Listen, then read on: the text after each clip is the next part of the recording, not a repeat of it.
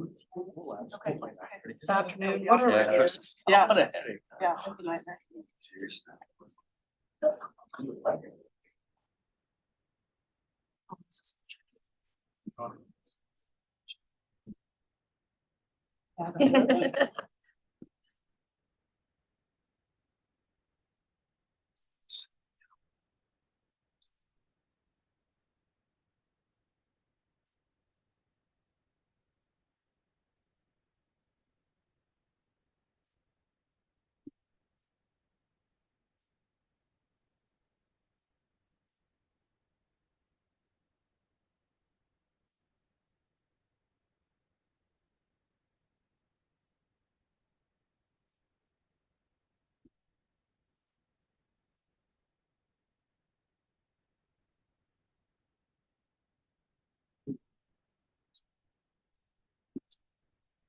Okay, we'd like to welcome everyone and call to order the study session of West Valley City Council. It is November 28th, 2023. We're beginning our meeting at 4:30 p.m. in the multi-purpose room of West Valley City Hall. We have, okay, Councilman, oh, he's not even on yet. Okay, so the councilman that we will excuse for the moment are Councilman Fitzsimmons and Councilman Hune. At the table, we have Councilman Norfelt, Councilman Christensen, Councilman Whetstone, Councilman Harmon, myself. We're also joined by Don Flores, our Human Resource Director, and Nicole Kamick, our City Recorder. We'll start with our minutes of November 7th and November 14th of 2022. Turn it to the council for discussion or a motion. Motion to approve both minutes from November 7th and November 14th. Thank you. We have a motion and a second. All in favor, please say aye. Aye. And those stand approved. Our regular meeting today has been canceled. So we'll start with our ordinance changes. We have ordinance 2344, and we'll turn the time over to Ms. Young in our Parks Department.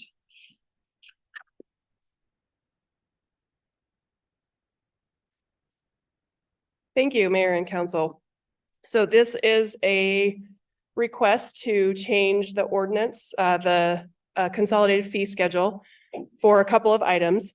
Our pavilions and sports field rental rent fees have not been increased for many, many years. I mean, this is like well back into the Kevin Astle years.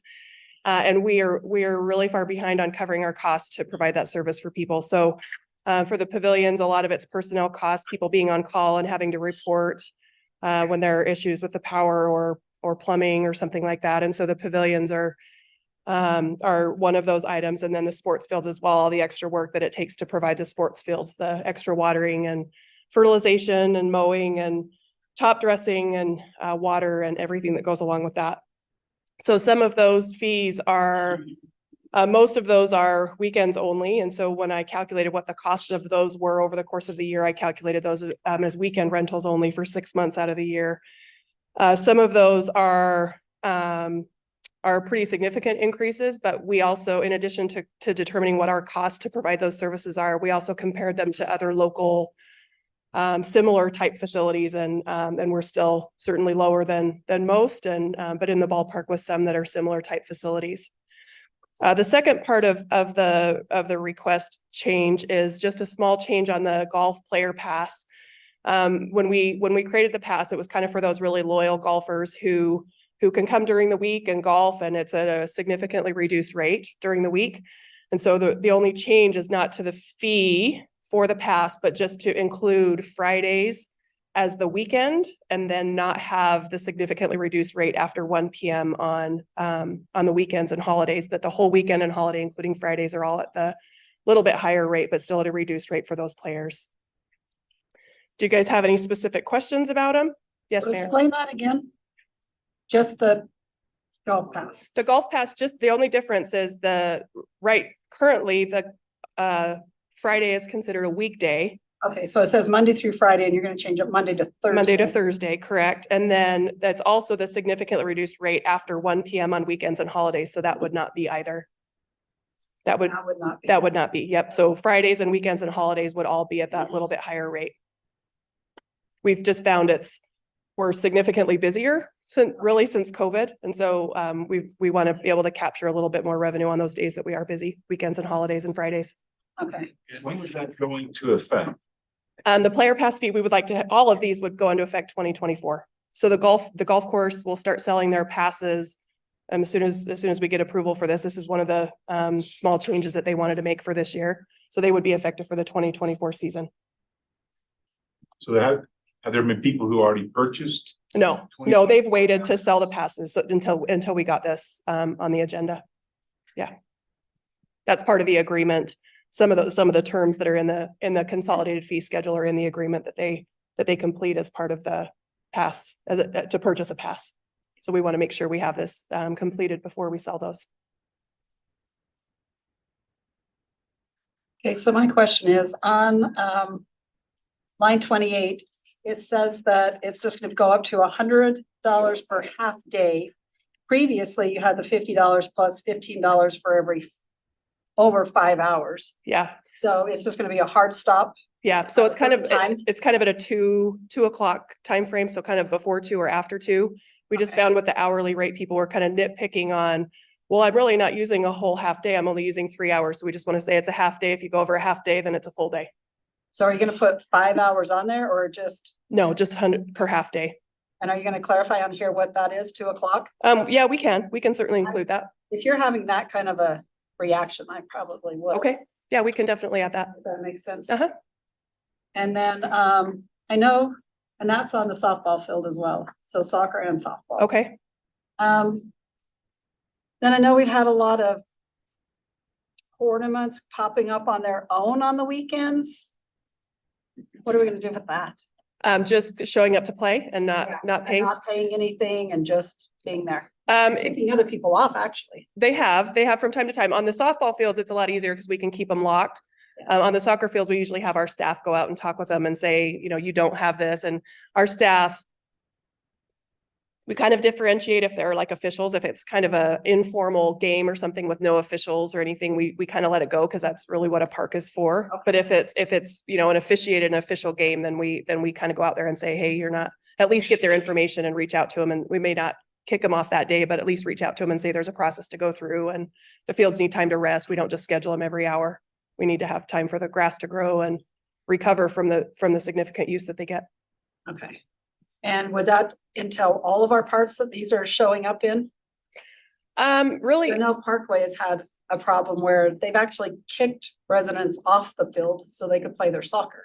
we have had quite a few rentals at Parkway as well. Okay. Kind of those formal reservations that go through us, and it's kind of hard to post those and communicate those. We usually post them in the pavilion, and then we have like a yard sign that we say this field is reserved today. Okay. But same thing there when generally we get our park staff called in if it's a weekend, if it's not at Centennial Park, and they go out and talk with them. Awesome. Yep. Any other questions? I think we got it. Okay, wonderful. Thank you. All right, we'll go to our resolutions and we'll start with resolution 23-183. Mr. Erickson from our Parks Department. Jason Erickson, Parks and Recreation. So yes, so what this is we have bid for the construction of Sunset Hills Park, which is it's west of U-111, up there kind of in the southwest corner of the city. And we've had one of the chunks of land for quite some time. 2009, that was the Sunset Hills portion, and then Wood Hollow finally got solidified in 2022. And we put this out to bid in the formal bid process, and we only got one bid back, but we feel pretty good about the bid. It came in about where we anticipated that the cost should come in. Which is surprising because we had kept it the same as the previous year and it didn't go up. So hopefully that's good news, but I don't know, you never know, right? But anyway, so we do feel pretty good about them and we did have public meetings and stuff for this, and so we would love to before the design, but we would love to approve getting this built. The residents up there are chomping at the bit and are excited for their park and ready for it to be built. Okay, any questions? I have one. So drinking fountain, are we putting a dog fountain on there as well? Yes. Okay. We do that on all of our new parks. They all have the dog fountain at the bottom and a bottle filler, as well as a handicap and a regular bottle or a regular drinking fountain. Okay. That was my only question. All right. Okay, seeing no others, thank you so much. Thank you. All right, we'll now turn the time over to Mr. Flores for resolution 23-184. Yes, so you as a council met and wanted to move forward in appointing an interim city manager, which would be Chief John Evans, and an interim assistant city manager, which would be myself, John Flores. Any questions on that? Any questions of the council? No? Okay, I'll just take care of that next week. Yep. Okay, and then do you swear them in, or is it just it's not a swearing thing, isn't it? I don't Because it's not believe elected. so. Right. Okay, never mind. I don't know why that came. I'll verify in my this for brain. sure, but Okay. All right, now we have Mr. Bunderson with resolution 23-185. I could feel you standing up in the background. Sorry I took so long. Mayor and Council Eric Bunderson, City Attorney. So every 4 years, our Justice Court has to be recertified. And it takes all 3 branches, I guess, of government in order to do that. The courts themselves have to certify themselves. I have to write an opinion letter stating that, in my opinion, the courts are legally following all the rules and regulations set forth to operate. And then finally, the council has to pass a resolution saying, we've looked at all this stuff and we also believe the justice courts can be recertified. Just as a quick, in my opinion. Just as a quick refresher on the justice courts, anytime a crime is committed in West Valley City, obviously the police have jurisdiction over that. But prosecuting those crimes gets split up into a couple different things. Felonies, murders, those kind of terrible things, they're prosecuted by the district attorney in the 3rd District Court, Matheson Courthouse. Class A misdemeanors, these are slightly less bad crimes, like assaults with pretty serious injuries, second-time DUIs, retail thefts over a certain amount. Those are prosecuted by our prosecutors, but at the Matheson Courthouse. Every other crime that happens, kind of first-time DUIs, regular shoplifts, traffic tickets, all that other stuff is prosecuted here in our justice court. So what I would say to you with the new facility up and running is that the justice court is following all the rules and regulations that the state and the judicial council has set forth for us. And in my opinion, it is ready to be recertified until 2028. Okay, any questions? Good explanation, thank you. Thank you very much. All right, we'll now turn the time over to Mr. Cushing for resolution 23-186. Thank you, Mayor. This is for a memorandum of understanding between West Valley City and the state of Utah's Cyber Center.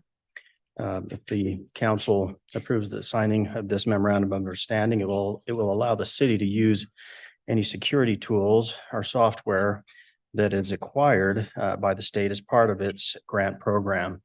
This is really good timing for the city, and that we were already looking for new endpoint security.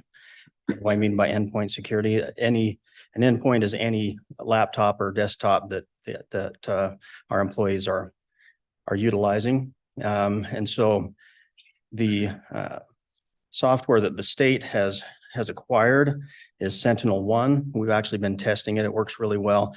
And it's a lot better technology than the previous one that we were using. So as part of this memorandum, we can obtain that licensing for free. And it is a lot better tool than we've been using. So we recommend moving forward.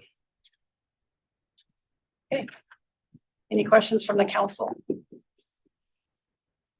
If we'd had to buy this on our own, how much would it have cost us? I don't have the answer Or for were you that. getting bids? I can find that out, but yeah, we were getting different bids, but the state contacted us when we were in the process and we're like, well, that's fantastic. And we vetted the software ourselves as well. And it's a great piece of software. Oh, awesome. You have an idea of what it's gonna save the city? Well, I'm trying to remember exactly what the renewal was going to be for. I think if we only renewed for 1 year on our existing one, it was going to be upwards of $40,000. If we signed a 5-year contract with them, it was going to be, I think, $20,000 a year. But it was, but like I say, we were already looking elsewhere because they'd gotten a little bit behind in technology. Does that have to be renewed at any point?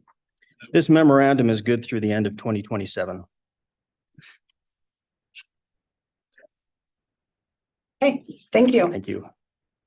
All right, we'll now turn the time to Chief Evans for resolution 23-187.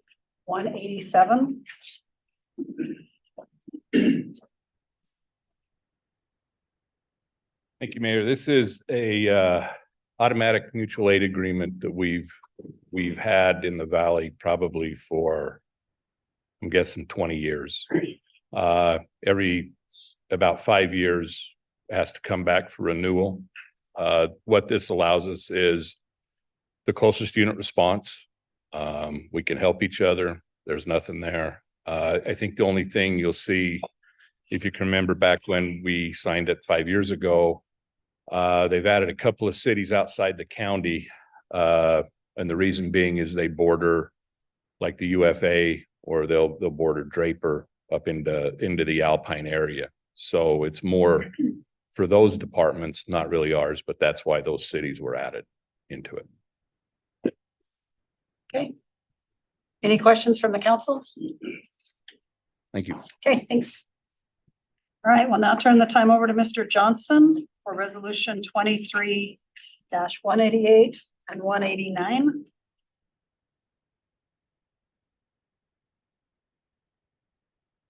Thank you, Mayor and Council.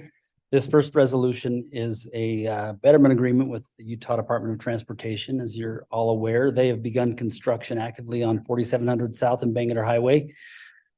Right now, they're working on the aqueduct relocation, but they will shortly follow that with highway improvements. And this betterment agreement formalizes the city's request that's been made verbally and in other forms to the department to take Bangerter Highway underneath 4700 South, and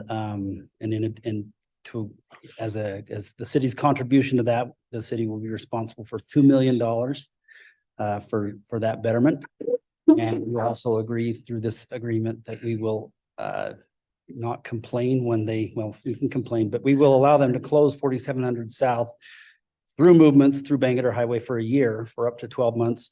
You'll be able to generally turn right on and off of Bangerter at 4700, but you will not be able to cross it or turn left onto it, or exit left off of it. So there's substantial maintenance of traffic cost savings to the department if they don't provide those movements during construction.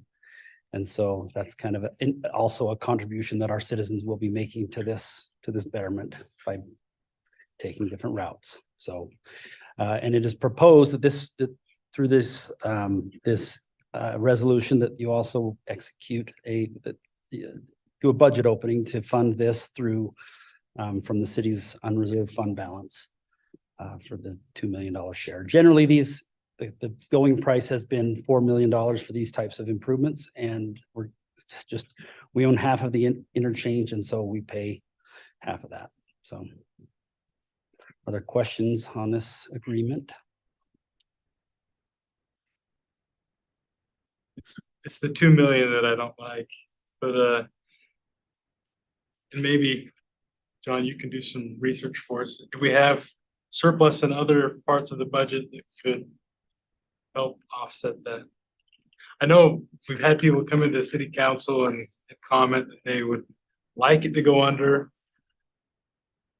I see benefit of that.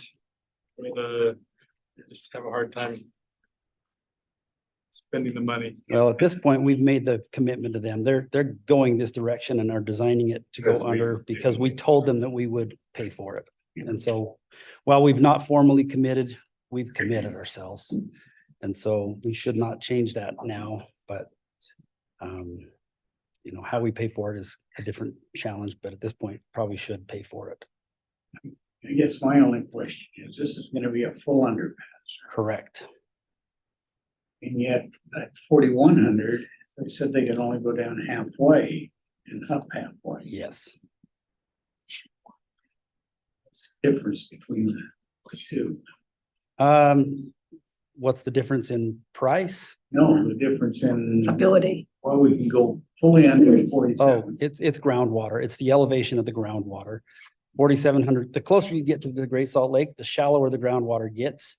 And so it's deep enough at 4,700 south that they can go under without encountering groundwater and having to deal with a dewatering system. Those groundwater at Yes. 41st, which is downhill from it, I know. Yeah, so, And then 35, the groundwater's, you yep. can't even do anything. Yeah, it's anymore. not even a question. We can't, will It's be too high. definitely Bangor over north of 41st.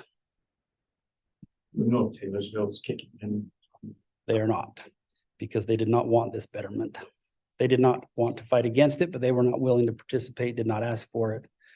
And so the fact that we only have to pay $2 million, the state of Utah picks up, it's actually a $12 million betterment, delta in construction costs that costs us $2 million.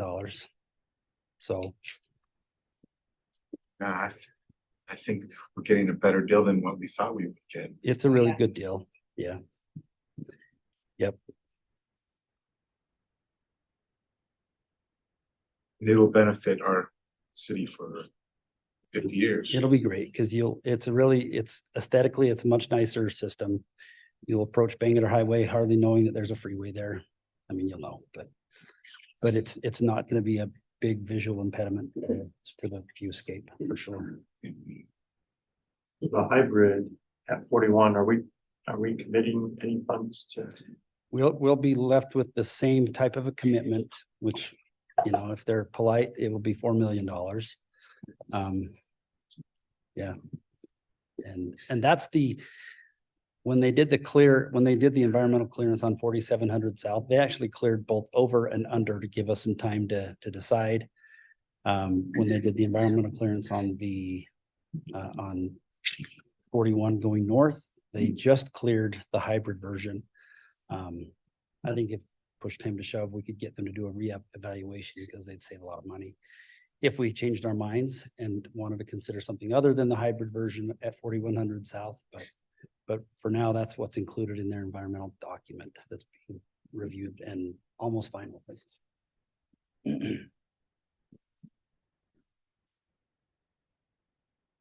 Okay, doesn't look like any more questions. Thank you. Now we'll go to 189. Yes, this next resolution is a lease agreement to occupy right of way within Salt Lake City. So as you'll recall that we came to the council a month or two ago requesting authorization for some emergency construction work to build a storm drain and a ditch north of 21st South at 7,200 West. So the very northwest tip corner of the city, we had drainage problems that had been filled in by a property owner in Salt Lake City. We worked with Salt Lake City and that property owner to reroute the ditch around what went around the west side of their property. We now take it east of their property inside of a Salt Lake City right of way. There's no roadway improvements in that right of way, but it's a dedicated right of way. And so this is Salt Lake City's requirement for us they requested that we do this lease agreement that gives us maintenance responsibilities of that ditch in that right of way. Until one day it'll likely become a road. And at that point, it'll be their responsibility. But for now, we will maintain that ditch in Salt Lake City because it's all our water. So. Any questions? Okay, thank you. Thank you. All right, we'll now turn the time to Mr. Lehman to consider application PUD 2 2023. Thank you, Mayor. Steve Lehman with the Community Development Department. So this application is a request from Shivam Shah, who is proposing a final plat for the Mountain View Microflex PUD. Just a little bit of history on the property before we go through the slides. So this application or this property was rezoned by the council in March of 2021 to the LI zone, which is a light industrial zone. The property was then subsequently reviewed by the Planning Commission in December 2022 for a conditional use application. There are 59 units in this building, and the primary uses are going to be office, maybe some light industrial uses, warehousing types of uses. As Mr. Shah got rolling in this project, and in concert with another development that he's doing in the city on Parkway Boulevard, just east of Bangor, he's had an interest in doing some condominium units, meaning that the success and the interest in his project from individuals is to purchase their units as opposed to just leasing. And so on this particular development, he is asking that we approve a condominium development. So that is the request before the council today. So this first illustration is simply the property to the east. The white block there is the old Kmart building on 5600 West. To the north, the large white roofed building is the Walmart. The next slide is just a little bit of a zoomed in version.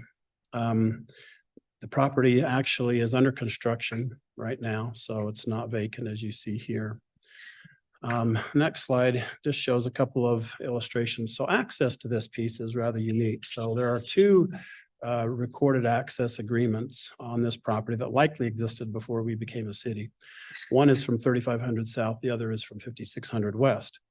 So in this slide to the left there, you can see the new awning for the 7-Eleven that was recently built. And this is the access point that comes in the backside of the development. The next slide is just a shot that shows going back out towards 3500 South. The next slide is the northern portion of this property. So you can see the building being constructed here in the back. The left portion here is the northern side of the Alpine storage. The next illustration is just along the back side of the Alpine storage. So where that fence is, of course, that will be removed and there will be parking there for the new building. And the next slide is just looking out towards 5600 West. So this is where the eastern access comes in from. And that is the old car wash there that exists as part of the center. And then we included a slide that simply shows an illustrative point where the access points come from. So once again, we were just looking at this little alley here. So access comes in off of 56 and comes on along the north side. And then you've got access from 35 on the south. So those were already existing access points. This property has been, I wouldn't say landlocked because it has the access, but it's really, I mean, I've been here for 26 years and well, Steve and I, we've seen a variety of uses from individuals on this property. Anything from multifamily housing, which we didn't really feel was good because it's sandwiched between Mountain View corridor and the commercial there. But we do have a user here who is excited about building here and feels that he can be successful. So just a couple more illustrations. So we wanted to include the site plan. So once again, this building has 59 units. The smaller units, the ones that are on the eastern portion here, are about 820 square feet. The units on the west side, which you can see Mountain View corridor here, these units are approximately 2,600 square feet. There are two end units that are just under 5,000 square feet. So there's a variety of sizes, and that's how the site plan works. So I should point out that it was a conditional use. The Planning Commission did review the architecture, the colors, landscaping, parking. All of that has been approved and ready to go. So what we're simply doing is taking the plat and allowing it to condominiumize. And then I think we have just a couple more slides, which are really just the plat. So plat is very simple, just a box for the building. By state law, we're required to have two additional illustrations for the condominium, which this is the floor plan of each unit. This is kind of stacked on one of another. They just lay out together. And then the last one are the elevations. which is required by Utah law to be recorded with a subdivision plat. There was a development agreement that was reviewed and approved by the city council when the property was rezoned. Really, just the only thing I'd like to highlight out of that agreement, it was rather short, is that one, on the west side of the building adjacent to the Mountain View corridor, the garage door percentage was only allowed at 35% of the building facade. And the only other requirement that was imposed by the council was some architectural relief elements on the building, which was reviewed by the planning commission and approved as it was discussed at the council level. So that is our report. Okay, any questions? Let's see. So were there, oh, sorry, go ahead, Lars. So the zoning, does that stay light industrial? It will, yes. The zoning is light industrial. So there will be uses that take existing materials they could fabricate or modify, generally without any odor, vibration, noise. So it's comparable to the manufacturing zone, but on a lot lesser scale to not impact adjacent landowners. So. And is this, oftentimes these subdivisions, plat approvals are just a check a box thing and we don't really have authority to say no. What is this, that situation? It is, yeah, this complies with all of the provisions of the subdivision regulations and the condominium ordinance as well. It's a little different from our standard. Usually when we hear a condominium, it's a residential setting. So you have open space requirements and amenities. And in these settings, of course, you don't have that. But as far as the other requirements, it meets that. It is administrative approval. Okay, thank you. Thank you. We will now turn the time to Ms. Kamick for resolution. I don't know what it is. Go ahead. Thank you. Next one. Thank you. This is just our process for accepting the results of the general election that happened on November 21st. You as the mayor and council are the legislative body that acts as the board of canvassers. I'll expect those final results earlier in the afternoon on December 5th. We don't often see much fluctuation at this point. The only ballots that wouldn't be counted are any that were postmarked on time and have just been coming in. But yeah, those final numbers will be available the morning of the 5th, and I'll be able to get those published and sent out. Okay. Any questions on that one? Okay, thank you. All right, we now have our consent agenda. Are there any on here that need explanation from Mr. Flores or Mr. Johnson?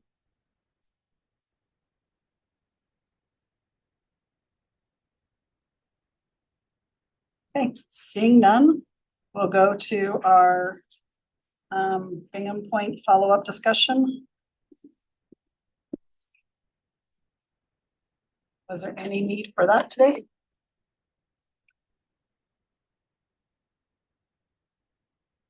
When you mentioned that I spoke to Tom after we were notified about the two options, having the fence go the full length or stop at the rock wall. And it sounds like they were fine with either option. And my thoughts were maybe seems redundant to put the fence adjacent to the walls. Okay, so on this, thank you whoever pulled that up, Eric.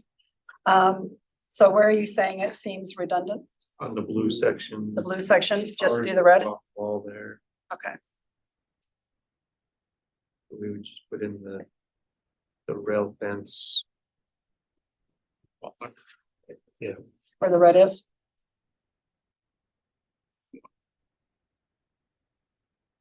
Okay. So does that need to come back to us for a resolution? No, this would just be if we could just get direction on one option or another or neither. But it's under the, yeah. Okay. So it sounds like the community would like the first one, the one with the red and a blue line. I'm fine with both, I think, Or are they? but it's less money, it's half the money for the city if we just do option one. Right.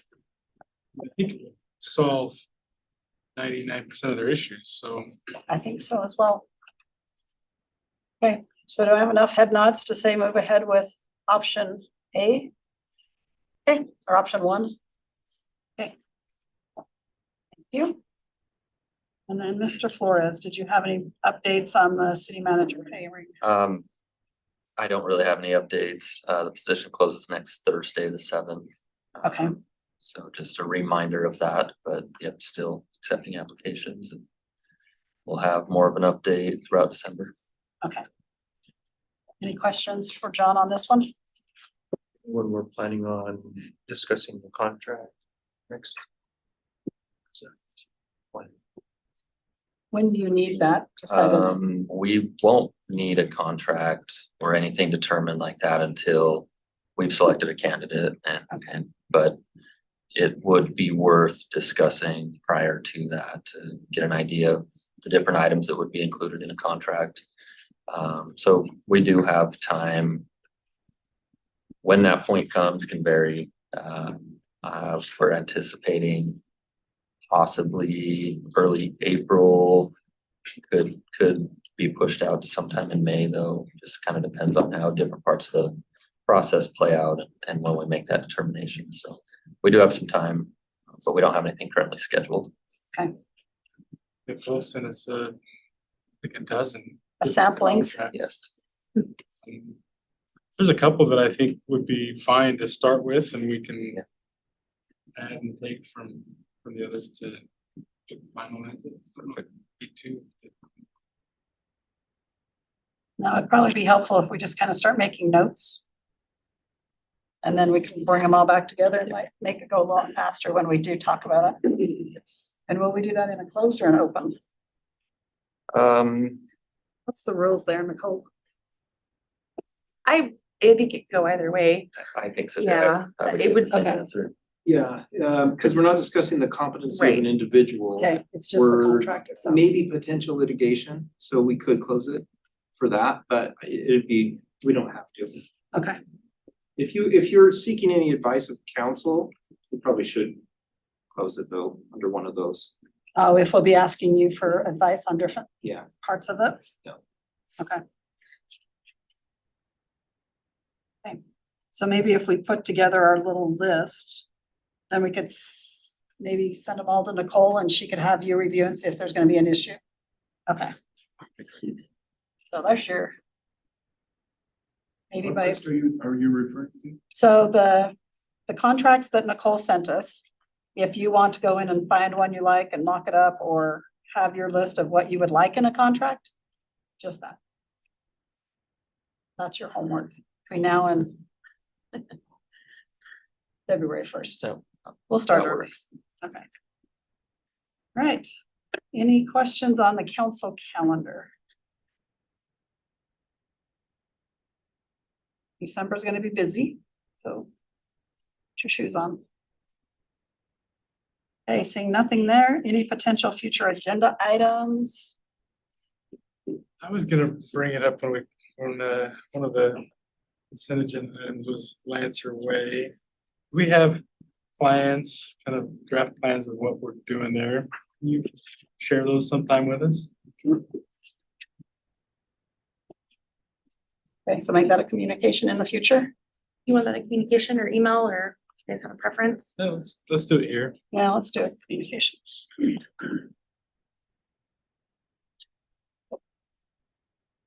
Okay, seeing nothing else, council reports. I visited the Wat Lao Buddhist Temple this week and listened to their concerns about some issues they're having with neighbors. And COP was there. They really went above and beyond to help address their needs and making sure that they felt safe when they hold their services. So that was good to see. I did get a follow-up this morning and they didn't have any issues last Sunday, but previously they had some previous issues with one of their neighbors. Better now. Thank you. I didn't meet any further with the group, trying to remember. What names? Cul-de-sac problems, parking, bell game days, other things. And we did have a meeting. The Blue Haven neighborhood. Okay. And their neighborhood president looked up the owner of the house. Gave her a call during that meeting. She came over immediately. And well, if you're having problems with my tenant, then I'll get that straightened out. And she and COP went over to meet with the tenant after the meeting. And the last I heard is they were enforcing the parking. And he had notified the tenant that if there were any problems, he would not be a tenant anymore. Oh, okay. And so seemed to work out. Everybody seemed happier. They are keeping an eye on it. And last I heard, there weren't any issues in the last weeks. Oh, good. And it's interesting. You know, a confrontation. An acknowledgement of some sort. The interesting thing was, is the person they were complaining about. Sergeant was out in his car. He came over and asked if Mr. Millett was all right, if everybody was coming to his house. Oh, And so it seemed like it worked out all right. You know, he was concerned too, and they had met and they had talked about it. But he didn't see the problem. okay. There you go. Okay, well, that's good. Anything else?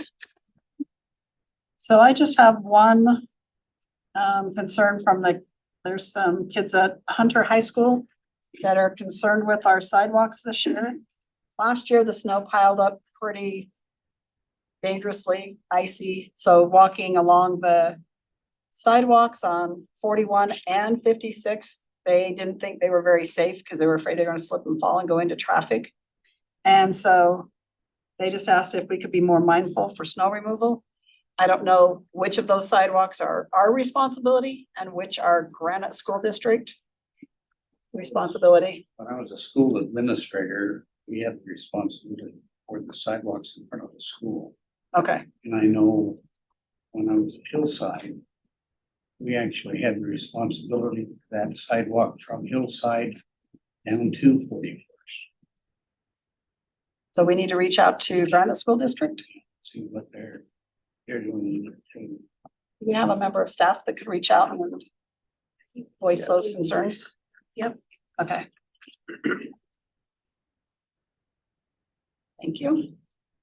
Anything else? Okay. Strategic discussion list. Anybody have on anything today for that one? Okay, seeing none, I'll turn the time to Mr. Jackson for a review of our special redevelopment agency meeting next week.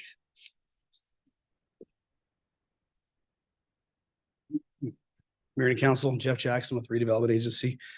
Just a couple of items here on our agenda. The first one is, it's a UDOT item, and I'll explain kind of some context so you understand why we're bringing it to you. UDOT likes to give cities the opportunity to purchase certain parcels. They like the opportunity. They like to give the city kind of the first right, simply because a lot of their surplus parcels are highly visible or they're kind of weird shaped. And they don't want the city to be in a position where somebody buys them and they kind of misdevelop the site. So you'll see here where it's located. It's right along 201, 7200 West, and then along that frontage road that kind of goes into one of our really nice industrial developments. And so just so you know, there's no purchase involved. It's simply a UDOT resolution that's required to enter into discussions with UDOT to talk about possibilities. And we did one of these kind of in the recent past. And so we want to do this again just to make sure we can control our destiny and at least have the option to have the discussion with UDOT. Any questions? What west is that? 7200 West and 201, right along the frontage road. 4 parcels. So it looks like there's already a building on the property. That was a private property. It Okay, was owned prior to all the UDOT changes. okay, so that would be part of it as well? It wouldn't be. It would not? It would be the 3 parcels to the east and the single parcel to the west. Okay, so is that still privately owned? It is. Okay, and is it looks like there's cars, so it's a working. It's a working business. Yeah. Yeah. Okay, Trucks going in and out of it when I pick up my signs out there. Okay. So you're a witness of the business existence. Yeah. okay.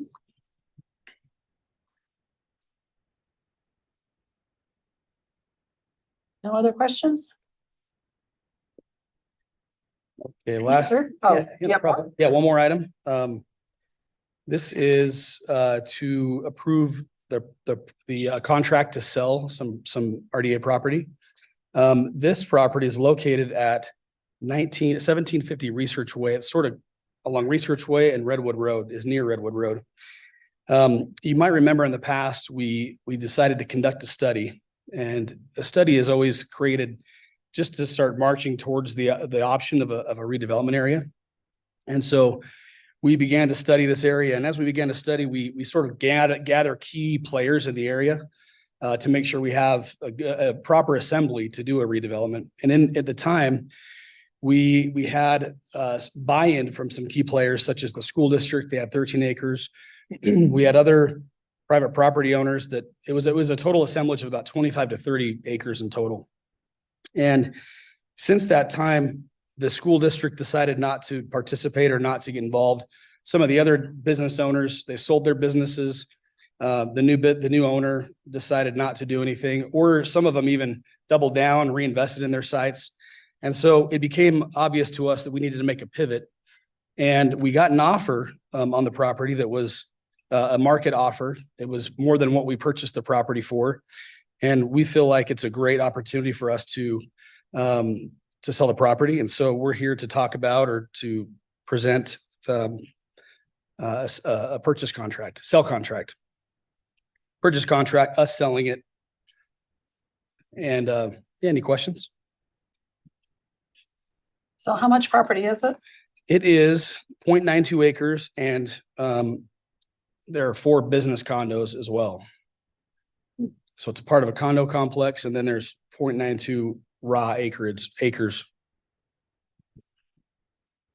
So we've been renting out those We have been, buildings? yeah, the same tenants that have existed in it for some time. Well, that's a good deal. Okay. Any questions?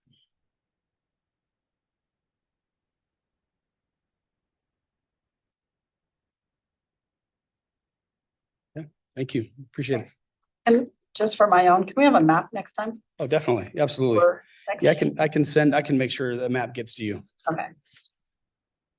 I don't know. Be interested to know what we bought it for and what we're selling it for. Yeah, we bought it for $1,235,000 and we're selling it for $1,339,500. And how long ago did we buy it? It's been 3 years.